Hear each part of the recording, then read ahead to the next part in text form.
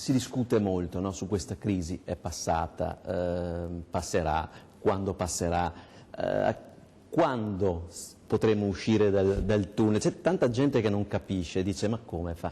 Andiamo in giro, i ristoranti sono comunque pieni, la gente si muove, c'è la coda di 20 km alla domenica per andare al mare.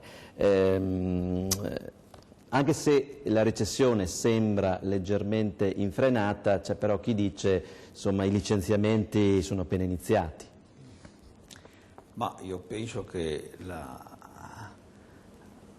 verità su quanto durerà questa crisi qui non la sa nessuno. È una cosa così nuova alla quale non siamo assolutamente abituati, che dire sì, ci sono dei segni, ancora il 2009 andrà un po' male, però il 2010 andrà meglio e poi sarà finita. Potremmo dire anche una cosa diversa, cioè le previsioni per il futuro sono sempre incerte. In situazioni poi di grave incertezza come quella attuale sono ancora più incerte queste previsioni, quindi tantissimi colleghi, amici, imprenditori che mi domandano ma secondo te quanto dura? Io l'unica cosa che mi sentirei di dire, ma non per fare l'uccello del malaugurio, io credo che sarà una crisi lunga, che è venuta improvvisamente e molto velocemente, anche se alcuni segni c'erano stati prima, alcune avvisaglie, non è? Ecco, ma andrà via lentamente, come una malattia grave, non è che guarisci in pochissimo tempo, ci impieghi molto tempo e durante tutto questo tempo il nostro sistema economico e quindi anche finanziario, quindi mi verrebbe da dire anche politico, dovrà trasformarsi.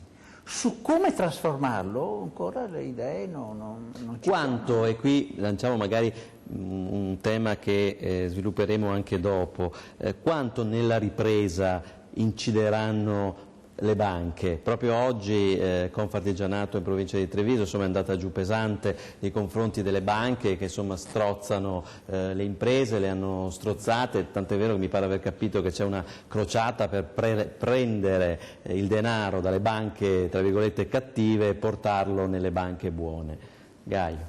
Questo bisognerebbe domandarlo a un banchiere, ma io non sono il difensore né delle banche né dell'impresa. Sono due mondi che devono trovare delle sintonie, perché il problema riguarda tutti e due. Le banche che cosa stanno facendo? Anche le banche hanno preso paura.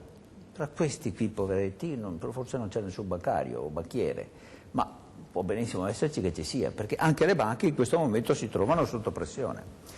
I banchieri non se la passano bene e cosa temono più di qualsiasi altra cosa? Temono di dover prestare dei soldi ad alcuni che non li restituiranno. Tenete presente che la grande crisi mondiale negli Stati Uniti è nata per questo, cioè che alcuni istituti finanziari hanno prestato dei soldi a qualche altro che doveva comprarsi la casa o questo cosa che non è più riuscito, il subprime è basato su questo. Quindi da parte dei banchieri si trova molta freddezza, sono poco collaborativi, però in parte è anche giustificata e lo stesso però mondo imprenditoriale non può addossare tutta la colpa alle banche, perché a parte che la colpa non è mai tutta da una parte, un po' di qua, un po' di là. Ecco. Bisogna che ce la dividiamo, più che la colpa, la problematica. Allora, se domandiamo dei soldi alle banche, io dico sempre ai miei colleghi, imprenditori, un po' di soldi bisogna che li tiriamo fuori anche noi, se li abbiamo, perché se non li abbiamo allora sì che siamo presi molto male.